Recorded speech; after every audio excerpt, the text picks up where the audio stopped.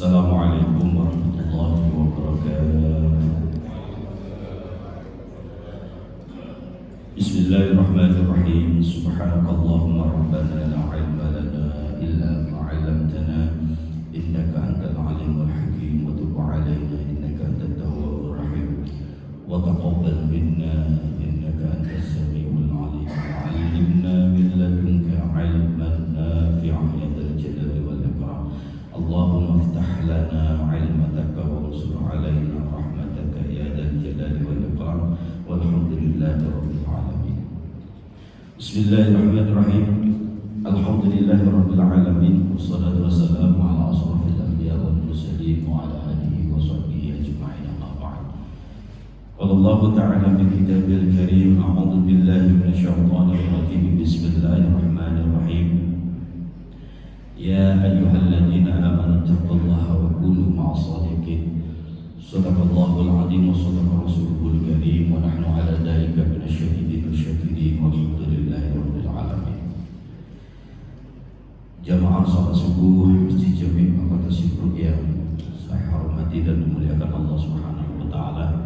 Syukur alhamdulillah pagi ini Allah limpahkan beribu-ribu nikmat kepada kita semuanya. Mudah-mudahan dengan nikmat itu Allah berikan kemampuan pula untuk kita bisa mensyukurinya, bisa kita gunakan untuk mendekatkan diri kita kepada Allah, dan kita gunakan untuk beribadah kepada Allah Subhanahu wa taala, sehingga kita semua dijadikan hamba-hamba Allah yang bersyukur, hamba-hamba Allah yang selamat, bahagia, mulia dunia dan akhirat. Amin ya rabbal alamin. Baik jamaah, maka Allah Subhanahu wa taala, pagi ini saya tidak akan menyampaikan dari kitab Mawaid. Spesial hari ini kita akan bahas tentang kurban, karena sebentar lagi, beberapa hari lagi kita akan melaksanakan ibadah kurban. Jemaah yang dimuliakan Allah Subhanahu wa taala, perlu kita ketahui bahwa apapun kebaikan ibadah yang kita lakukan di 10 awal bulan Dzulhijjah itu sangat-sangat dicintai oleh Allah Subhanahu wa taala. Ada hadis riwayat oleh Imam Bukhari dari jalur Ibnu Abbas radhiyallahu anhu. Jadi hadis itu disabdakan oleh baginda Rasulullah sallallahu alaihi wasallam, "Ma min ayyamin 'amalin shalih fiha ahabbu ila Allah fi hadhihi al-ayyam, yakni ayyamul 'ashr." Qalu ya Rasulullah sallallahu alaihi wasallam, qalu ya Rasulullah sallallahu alaihi wasallam, la jihada fi sabilillah ya Rasul. Wa qala Rasulullah sallallahu alaihi wasallam, la jihada fi sabilillah illa rajul kharaja bi nafsihi wa malihi summa lam yarji' min dhalika bi syai'in. Yang artinya di sini tidak ada hari yang mana ketika hamba itu melakukan kebaikan apapun di 10 awal bulan Dzulhijjah. Kalau dalam surah Al-Fajr itu wal fajri walayalin ashar. Dari malam yang 10 itu ya yang dimaksud para ahli tafsir ya 10 Dzulhijjah ini. Bahkan ada yang mengatakan, sebagian ulama, Ramadan terakhir kalah.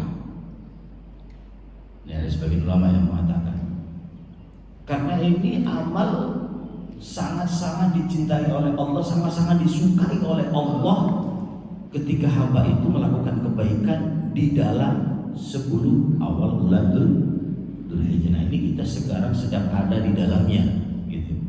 Jadi kesempatan untuk perbanyak amal apapun, gitu. Kesempatan untuk perbanyak amal apapun, kebaikan apapun di dalam 10 awal bulan Dzulhijjah. Perbanyak zikir, perbanyak sedekah, perbanyak sholat, perbanyak baca Quran, yang hobi puasa. Pokoknya isi dengan kebaikan, diperbanyak daripada hari-hari selain di 10 Dzulhijjah ini. Ya. Kemudian baginda Rasulullah SAW ditanya sama sahabat, ya wala jihad fi sabilillah, walaupun jihad fi sabilillah itu kalah kebaikannya dengan kebaikan yang dilakukan di 10 awal bulan Dzulhijjah. Rasulullah melanjutkan, illa rajulun kharaja, ya, illa rajulun kharaja binafsihi wa malihi summa lam yarji' min dzalika bi syai'in. Kecuali orang itu keluar dari rumahnya menuju medan perang untuk melakukan peperangan, jiwa raganya dan hartanya semua dibuat perang. Kemudian sumalam yarji, tidak balik lagi itu, tinggal nama doang, hartanya habis, ya, jiwa raganya udah gugur di medan perang, tinggal pulang hanya nama saja. Baru itu amalan yang bisa menandingi amal ibadah yang dilakukan di 10 awal bulan Dzulhijjah. Maka ini kesempatan yang diberikan oleh Allah Subhanahu wa taala untuk melakukan kebaikan-kebaikan di dalamnya. Insyaallah kalau memang betul-betul kita lakukan karena Allah Subhanahu wa taala, ibadah itulah yang nantinya insyaallah akan bisa membawa kita, menuntun kita ke pintu surga Allah Subhanahu wa taala. Nah, kemudian di antara kebaikan-kebaikan di bulan Dzulhijjah ini, 10 awal bulan Dzulhijjah, itu apa? Ibadah puncak yang kita sebut adhiyah atau kurban. Ya. Ibadah puncak yaitu kurban di tanggal 10. Maka Allah Subhanahu wa taala menyendirikan perintah kurban ini dengan perintah yang sendiri. Kan di dalam Al-Kautsar kan bismillahirrahmanirrahim, inna a'tainakal kautsar. Telah kami berikan nikmat yang begitu banyak kepadamu. Kanya domirnya kepada baginda Rasul. Gitu. Domir kanya inna a'tainakal kanya ini kembalinya kepada Rasul. Karena ini domir yang mana? Domir mutasil, domir baris mutasil, kemudian domir baris mutakil, mukhattab mufrad. Itu kembali kepada baginda Rasulullah SAW. Ya. Nah, kemudian apa setelah Allah berikan nikmat yang begitu banyak, Allah perintahkan fasholli li rabbik, maka sembahlah Allah sebagai tanda syukur atas nikmat yang banyak yang telah diberikan bahkan tak terhitung. Maka kalau sudah sadar Allah berikan nikmat yang begitu banyak, sholat kok males, ya berarti bermasalah. Ibadah kok malas, ya berarti bermasalah manusianya. Orang kita hanya digaji 10 juta, kerja mati-matian. Ya kan, logikanya kan segitu kalau orang waras begitu ya. Apalagi Allah berikan begitu nikmat yang banyak, bahkan tak bisa mengalahkan siapapun. Begitu nikmat itu. Tapi logikanya kok kadang ibadah masih, ini itulah manusia. Maka selalu di dalam Al-Quran itu diingatkan afala ta'qilun, afala tadhakkarun, gunakan otak, gunakan akal. Maka agama itu aklun, hubbun, tahrikun, gitu. Aklun, agama aja harus digunakan akal kita. Kemudian ada hubbun, rasa cinta. Kalau akal doang nggak ada cinta kepada agama, wah, hanya bisa ngomong doang, hanya bisa berdalil doang, tapi rasa cintanya untuk bisa melakukan sesuatu kebaikan di dalam agama itu berat karena nggak ada cinta. Maka yang terakhir at-tahrir itu paksaan. Maka harus dipaksa, manusia harus dipaksa kita ibadah itu. Dengan dipaksa, dengan membiasakan akhirnya menjadi mudah. Ya. Nah, kemudian saya lanjut fasholli li rabbika wanhar. Gitu. Jadi setelah Allah berikan betapa banyak nikmat itu kepada kita semuanya, kepada hamba-hamba Allah, Allah perintahkan fasholli li rabbika.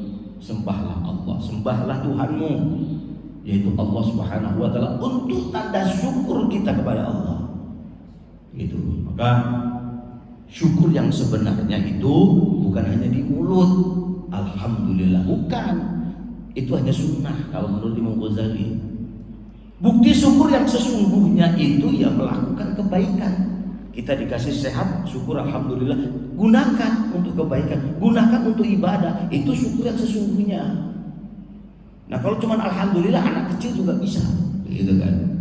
Nah, itulah tanda syukur yang sebetulnya itu membuktikan Allah berikan nikmat sehat, Allah berikan nikmat kekayaan, Allah berikan nikmat jabatan, Allah berikan nikmat apapun yang kita miliki, gunakan dengan semestinya demi mencari ridha rahmat Allah. Kalau sudah begitu, maka nikmat itu akan ditambah terus sama Allah.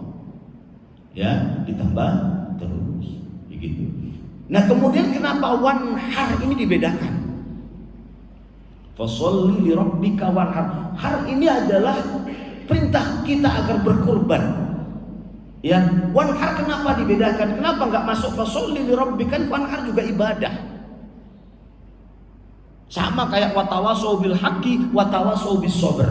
Saling menasihati dalam hal kebaikan. Sabar ini sebenarnya juga kebaikan. Kenapa enggak watawasau bil haqq? Enggak usah watawasau bis sabr.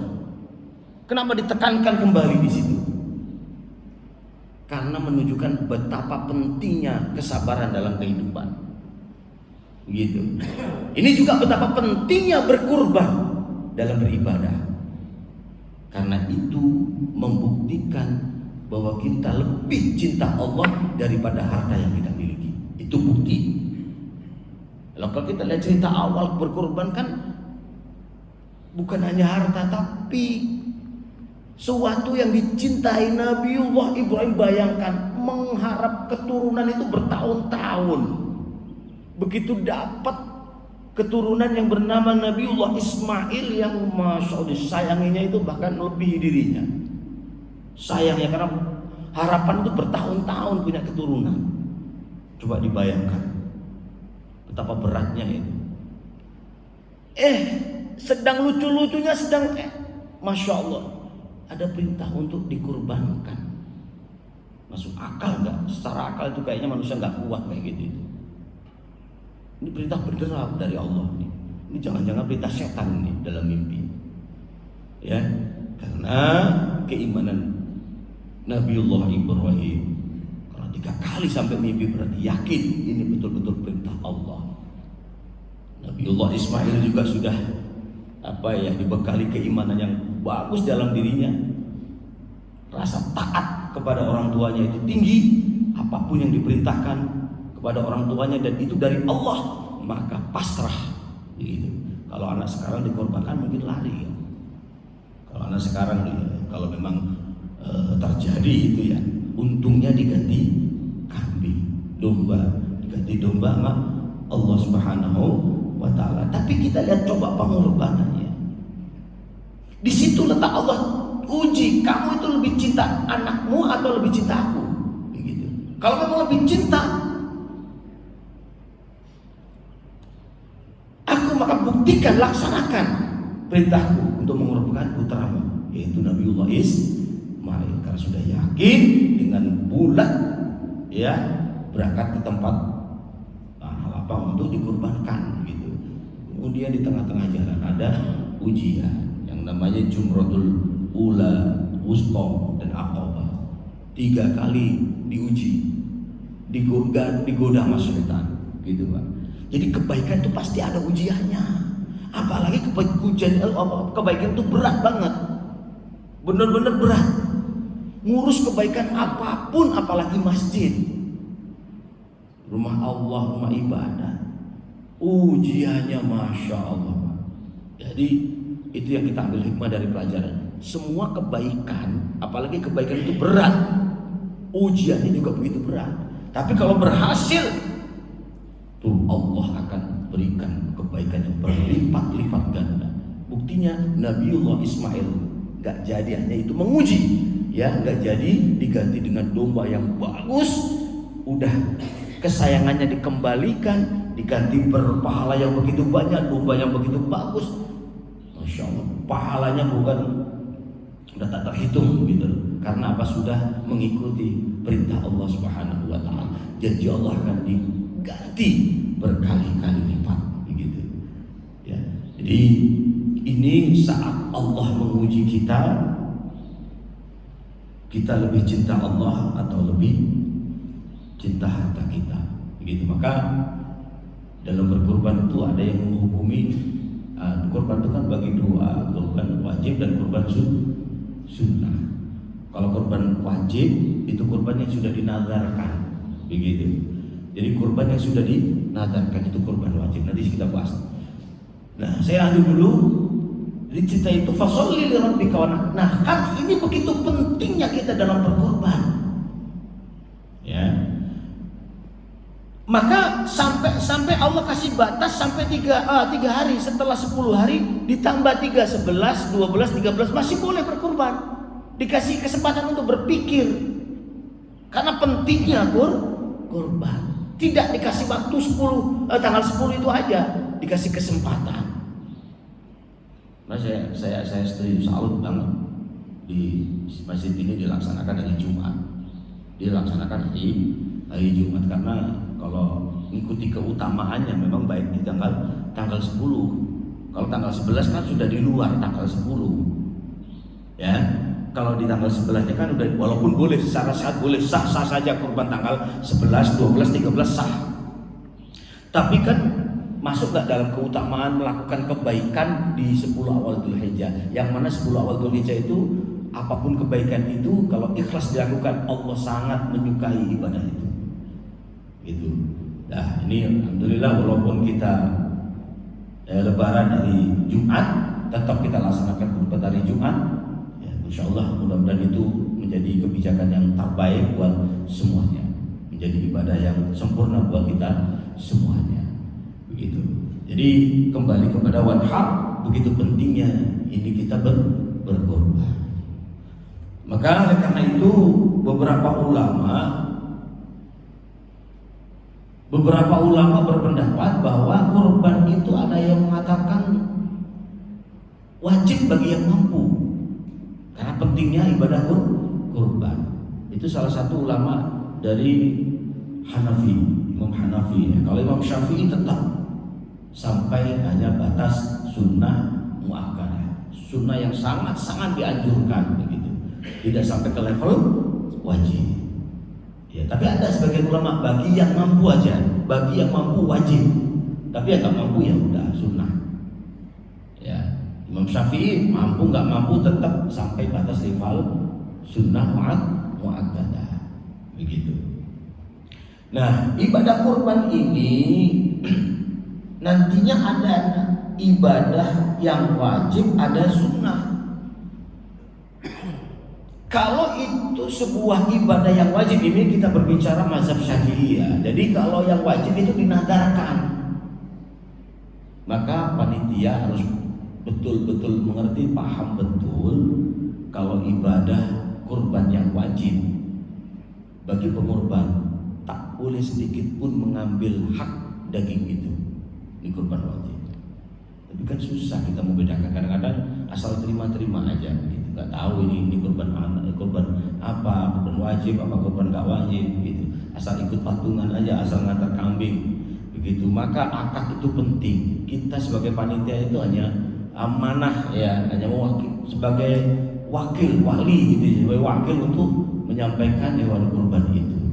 Maka harus tahu betul niat si pengorban itu apa. Niatnya kurban itu wajib apa sunnah. Kalau sunnah mah enak, kalau wajib ini yang harus dibedakan. karena dia nggak dapat jatah. Kalau dari Imam Syafi'i dalam fikihnya nggak dapat karena itu wajib. Kemudian nggak boleh dibagi orang sembarangan, harus orang muslim semuanya. Kalau yang wajib, ini harus kita pahami ya dalam pembagian daging hewan kurban. Nah kemudian mungkin menjadi pertanyaan dalam diri kita, si pengorban itu yang kita ketahui bagiannya sepertiga. Nah sepertiga itu berupa daging atau campur begitu. Kalau kita ikut dalam hadis baginda Rasulullah SAW, jadi daging kurban itu dibagi tiga. Sepertiga buat pengorban, sepertiga buat sanak famili, tetangga keluarganya dan tetangga-tetangganya, pokoknya yang famili dekat-dekat lah, orang-orang dekat-dekat situ.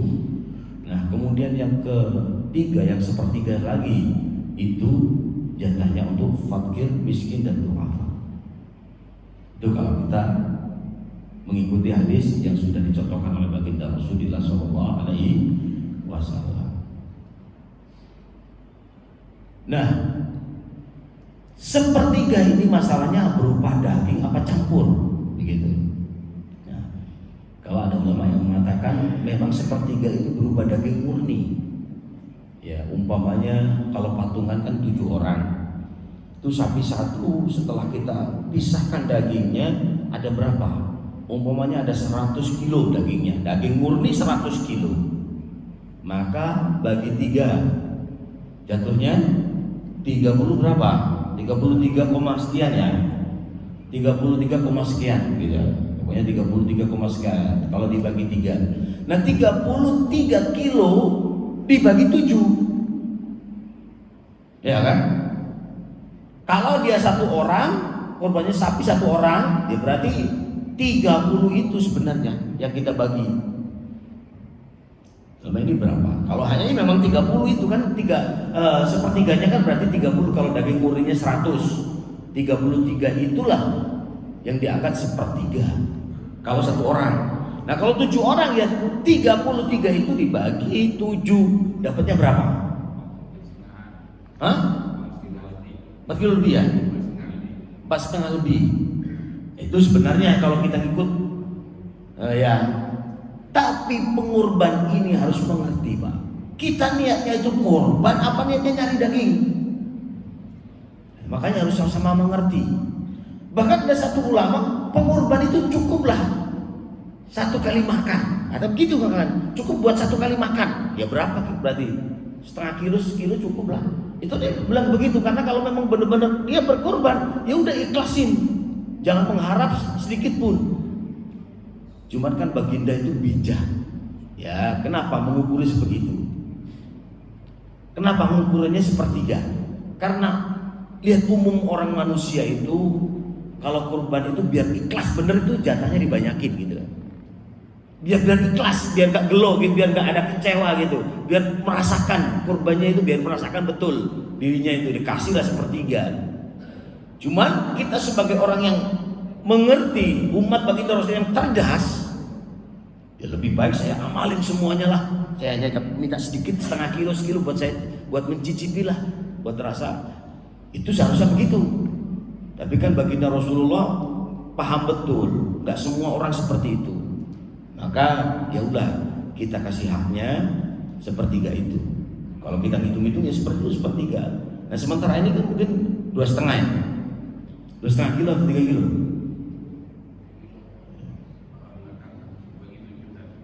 Belakang bagi nggak tahu itu isinya berapa, ya nggak apa-apa, yang penting adat istiadat biasanya seperti itu dan si pengorban ikhlas saja bagus, nggak apa-apa. Jadi kalau kita secara hitung-hitungan kan begitu, dipisahkan daging murni, ya dipisahkan daging murni, kemudian itu dibagi 3. Berapa dibagi 3 kan? Sepertiga buat keluarga, sepertiga buat sepertiga buat dirinya pengorban, sepertiga buat keluarga, sepertiga buat fakir miskin. Berarti tinggal sepertiga itu, sepertiga dibagi 7 begitu. Kalau kita ngikutin hadis yang mana baginda Rasulullah contohkan begitu. Itu karena kita mengingat umumnya manusia biar bisa ikhlas, biar nanti ibadahnya kurban di tahun depan itu semangat lagi. Kalau dikasih sedikit kan nggak mau kurban di sini, kurban di sana aja, dikasih dagingnya banyak. Itu nanti pilih-pilih, maka kasih yang terbaik. Pengorban kasih yang terbaik, begitu. Dan kadang kalau kurban itu paham, udah saya kasih sekilo aja, itu lebih bagus. Sisanya memang saya niat kurban. Nah, ini udah kurban, pakai ngatur ini nanti bagi ini minta ini ya, itu kalau udah kurban pasrahkan ke panitia, udah semuanya biar diatur oleh panitia, begitu. Nah, itu masalah pembagian daging kurban. Kemudian gimana hukum kita ambil dari kurban, kita buat masak-masak buat panitia makan. Kepalanya kita ambil, ya, kepalanya kita ambil, masak, makan bareng-bareng. Ya, memang dalam hukum syariatnya itu masih diperbolehkan asal masih wajar, ya, asal masih wajar dan itu bukan upah. Maaf, ini bukan upah. Kalau ada upah berarti ada transaksi. Jangankan daging bulunya aja nggak boleh dijual. Jangankan pokoknya nggak ada transaksi jual beli daging kurban, nggak ada sama sekali. Maka jangan sekali-kali ngejual daging kurban kalau belum pasti. Kecuali saya udah dapat jatahnya nih, terus saya jual nggak apa-apa karena jatah saya. Maaf. Jadi ngejual itu boleh kalau udah ada jatahnya. Tapi kalau masih murni daging kurban nggak boleh dijual belikan. Maka kalau ada istilah upah, nih upah yang nyembelih kepala dua, umpamanya kepala satu, jangan, itu nanti jadi haram dagingnya. Gak ada upah-upahannya. Maka kalau ada panitia untuk ngambil beberapa kepala atau kaki itu dimasak, itu istilahkan bukan upah ya, tapi jatah ya. Kita kan udah mengurusin semua kurban, pastilah ada lelahnya, jatahnya itu ada lah, begitu. Itu nggak apa-apa, masih diperbolehkan. Nah, memang kalau kita pingin meninggalkan hal-hal yang fitnah seperti itu, bagusnya sih ngambil dari uang operasional. Bagusnya jangan ngambil dari daging kurban. Bagusnya itu ya untuk menghilangkan fitnah-fitnah, begitu. Wah, ini masa di masa-masa buat panitia gimana sih? Nah, pasti kan ada omong-omongan seperti itu. Maka untuk menghilangkan hal seperti itu, ya mending kita ngambil uang operasional. Caranya begini, biar benar-benar aman ya dari fitnah. Caranya begini. Uang operasional atau fee pembelian itu biasanya ada. Maaf nih, uang operasional ada dan fee pembelian itu biasanya ada. Nah, kayak kepala ini jangan dimasak, maksudnya langsung kita ambil kepala, dan kepala ini memang kita jatah buat siapa dulu? Oh, fakir miskin. Nanti sebagian buat guru-guru siapa? Ya, buat siapa gitu. Nanti ada sisa 3 kepala buat masak-masak. Ini jangan langsung dimasak. Ini jatah fakir miskin. Jatah yatim piatu umpamanya 3 kepala ini. Maka belilah dengan harga, pokoknya beli 1 kepalanya berapa? Kita beli panitia kan dari uang operasional itu. Udah dimasak. Tuh aman banget tuh. Karena 3 ini sudah kita sudah kita jatahkan buat fakir miskin, nanti kita beli, uangnya baru kita kasih yatim piatu atau fakir miskin. Begitu juga kulit atau kaki kita lelang. Tapi sudah kita atasnamakan ini kulit dan kaki buat yatim, dan 3 kepala ini buat yatim, sudah ada jatahnya. Berarti kan sudah jatah, bukan daging kurban lagi, bukan jadi daging kurban lagi, sudah jatahnya yatim. Boleh kita membantu untuk menjual belikan. Nah, itu belum jelas kulit buat siapa, main-main jual aja. Nah, itu nggak boleh. Harus pastikan dulu jatahnya siapa. Jangan, wah ada kulit 3 ini buat siapa ini ya, nggak jelas, asal dijual. Nah, itu nggak boleh, karena masih daging kurban, bulu-bulunya itu masih kurban, nggak boleh dijual belikan. Harus ada kepastian ini buat siapa, baru dijual. Begitu. Jadi jemaah dengan Allah Subhanahu wa taala itu ya, kita kan pinginnya ibadah itu yang sempurna, sesempurna mungkin ya. Jadi mudah-mudahan ibadah kita kurban tahun ini menjadi kurban terbaik dan terima Allah Subhanahu wa taala. Amin ya rabbal alamin. Mungkin itu aja yang bisa saya sampaikan, atau mungkin ada pertanyaan atau ada yang belum saya sampaikan, kira-kira apa ya?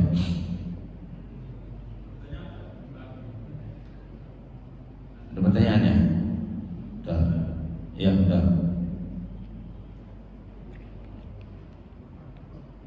Siap, oke. Waalaikumsalam.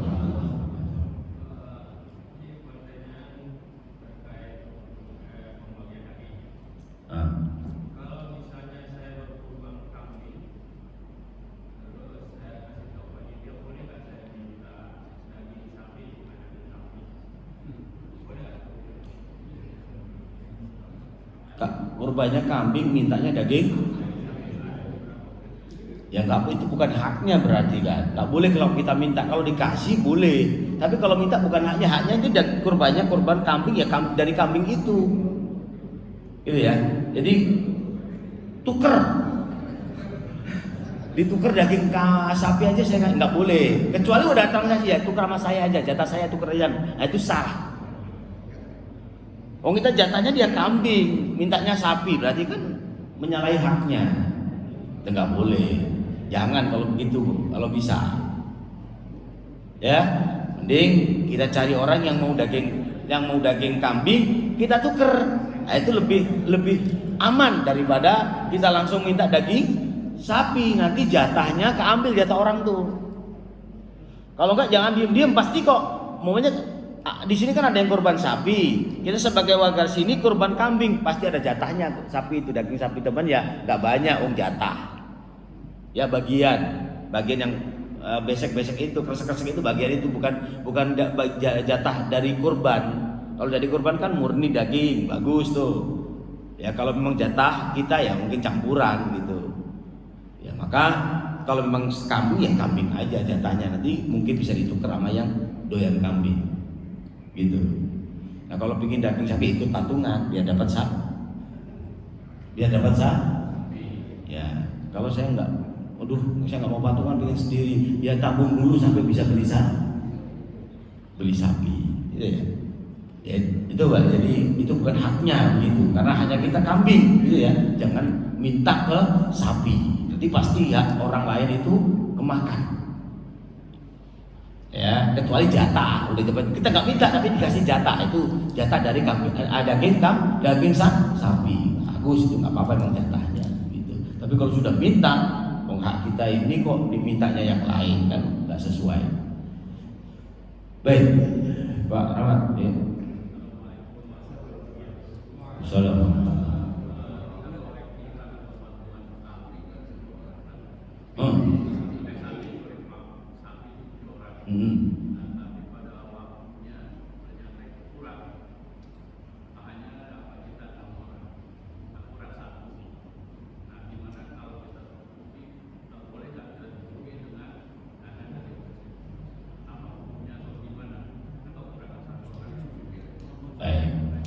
Baik.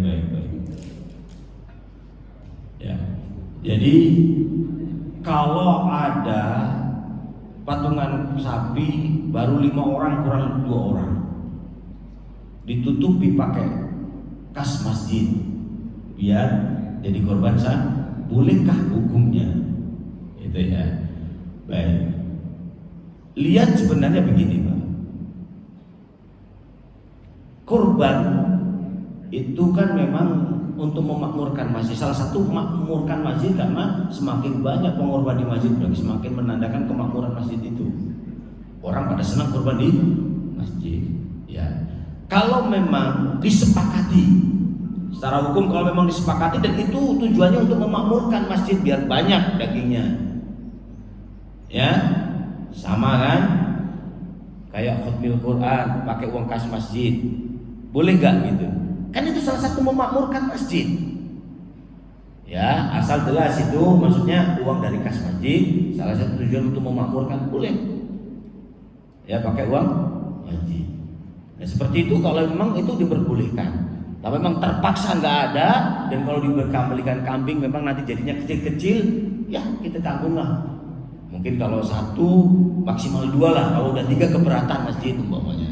Ya jangan dipaksa. Sekiranya udah disepakati, ya nggak apa-apa lah. 2 ini berarti kan sekitar 8 juta. Kalau umpamanya itu apa kemahalan? Enggak, jangan. Kalau 1 boleh, kalau 2 jangan. Yang penting sepakat. Gitu. Dan lihat kondisi keuangan masjid juga. Jangan ngasal, mentang-mentang boleh terus asal aja terus nggak punya kas. Nah itu kan bisa merepotkan nantinya. Ya, itu sesuai dengan aja kesepakatan. Kalau secara hukum kita masih boleh, asal itu kan buat kemaslahatan dan kembali ke rakyat, kembali ke umat gitu, daging itu. Ya, begitu. Tapi ya kita lihat kondisi dan situasi, jangan asal mentang-mentang boleh terus langsung begitu. Yang penting nanggungnya jangan, kalau sesil jangan lebih dari 1. Kalau 1 ya mungkin boleh lah, apalagi kita kan 42 ya, di sini 42 gitu. Ada yang 35, ada yang 36 gitu kan. Mungkin kalau 35 nggak terlalu berat, 3,5 juta. Kalau 42, kalau udah kali-kali 2 kurang 2 kan udah 8,4 juta begitu kan, lumayan gitu ya. Nah itu maka dipikirkan dulu. Kalau memang terpaksa nggak ada, ya udah mending amannya beliin kambing aja, duitnya itu yang penting kan dia korban, asal dengan persetujuan orang-orang yang korban itu tadi. Kita alihkan ke kambing ya, karena kurang 3, nggak ada yang ngelengkapin ini, udah bilangin kambing aja. Nah, amannya sih seperti itu, jangan dipaksain. Kalau kurang 1 baru dirapatin lah pengurus, nggak apa-apa lah kita tambahin pakai uang masjid, karena itu juga kembali untuk memakmurkan masjid. Oke. Deh, boleh satu lagi kalau masih ada. Udah.